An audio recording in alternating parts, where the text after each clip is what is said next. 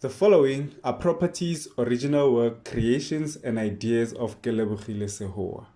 The ElementRings brand includes, but is not limited to, the ElementRings Pty Ltd company, the ElementRings script, comic book or manga script, characters, movie script, ElementRings merchandise, and Negu brand. All rights claimed and reserved by Kelebogile Sehoa. Hello and welcome back to ElementRings. The story is continuing, but before that, here's a quick recap. The mysterious rock produced steam that burned the lieutenant's hand. That even had the others running, thinking that it might explode. Moments after that, Mr. Singanga, a doctor of chemistry and physics, entered with 3 of his assistants and they got to work on the rock. Elsewhere, Mandy had just seen the emergency broadcast and wished the victims well after she understood what it was about. Now let's continue with the story. "What is it, Mandy?" asked the babysitter. "An emergency broadcast just came on stating that Menlyn Mall was hit by a large rock from space," Mandy said. The babysitter came into the kitchen and said, "That's bad. Were there any casualties?" Mandy thought about what she was being asked and replied, "They didn't say, but more information will be revealed as time goes by. Plus, my dad is there. I know he'll save some people," Mandy said while smiling and blushing. "Look at how confident you are. Do you know that you smile the same way when you tell me about that boy, Botlhale?" Mandy blushed even more, and then she said, "No, I don't." And then she laughs. Mandy and her babysitter laugh together, and then all of a sudden, Mandy screams out, "Botlhale!" and then runs to the sitting room where her phone was. "Mandy, calm down. What's wrong?" asked her babysitter. Mandy didn't respond. Instead, she kept repeating the words, "Pick up, Buleng, pick up," while placing a call. In a few seconds, Buleng answered the phone. "Hi, Mandy." Mandy replied, "Buleng, I need you to give me Botlhale's phone numbers. Please hurry." Buleng was surprised and she thought, "I've been trying to tell them to exchange numbers for months. Look at her now." She then laughs. "Buleng, could you please hurry?" Mandy said, irritably so. "Give me a moment. I'm writing them down." "Anyway, why are you so riled up? What's wrong?" Buleng curiously asked.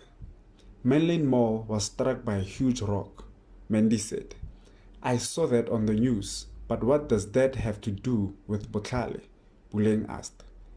"I think Botlhale is there because on Tuesday his unprepared speech stated something about going there this Friday, and that's today," Mandy replied. Buleng then said, "You are right. I bet Tisetso is there as well.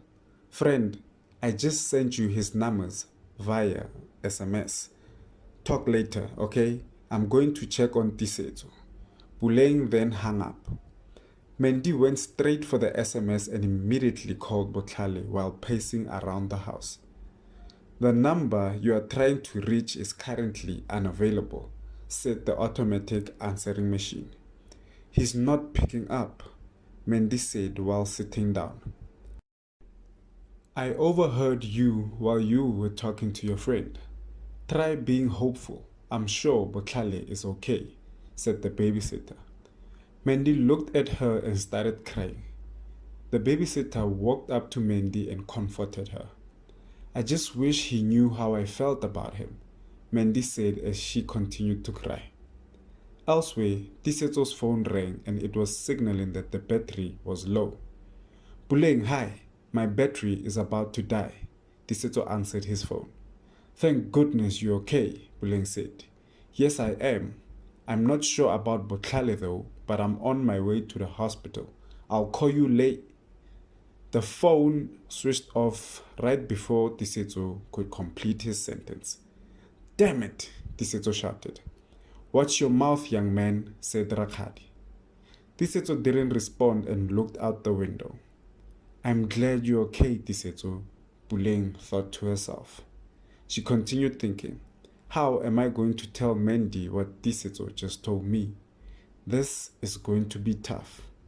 Wait a minute, I know. Puleng then dialed different numbers. She called her other classmates, including Mandy. The others were Dikeledi, Zanzi, Tebogo, and Kitumetse. It was a conference call. Hello, can you all hear me? The others responded, loud and clear. Mandy then said, You spoke to Tisetso, didn't you? What about Botlhale? I tried calling him, but his phone takes me straight to voicemail. Puleng then said, Hi guys, I'm not sure if you've all seen the emergency news broadcast. I just spoke to Tisetso and he and Botlhale were at Mainland Mall when everything happened. Tisetso assured me that he was fine and that he was heading to the hospital where Botlhale was being taken or currently is. Tebogo then asked, What are you guys talking about? Zanzi replied, Yeah, what's going on? What news broadcast are you talking about? Guys, we are 12 years old. What person our age watches the news? Dikeledi got irritated by their ignorance and said, Such ignorance is uncalled for. Botlhale could be dead for all we know. This made Mandy cry even worse. Puleng interjected, No, no, no. No one said Botlhale could be dead. I just said he could be or is actually at the hospital. I just thought you guys should know. She then hung up and placed another call. Hello, Mandy. Please don't worry too much. When Tisetso calls me back, I'll get back to you. Mandy replied, Thanks, Puleng. I'll try not to worry. Back at Mainland Mall, Charles had to run outside to avoid any further suspicion from his colleagues and the others. He had found a spot where no one could see him, and he took the rock out of his pocket and looked at it and said, Wow, this thing really looks beautiful. No one is ever going to separate us. Back at the mall, Mr. Singanga thought, I need to call them here. He then placed the call. Hello? Hello? Can you hear me? Okay, that's good. I want you to hurry to Mainland Mall. Make sure to bring the big truck. He then hung up. One of the ladies who was Mr. Singanga's assistant weighed the rock and it registered 400 kilograms, and which caused her to say, Whoa, this thing is quite heavy, sir. It's a good thing you called in the big truck.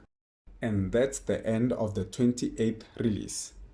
As you all heard, Mandy panicked after she realized that Botlhale could be in danger. What made the situation worse for her, Dikeledi slept and assumed that Botlhale could be dead. Charles the fireman seems to want to keep the smaller rock for himself.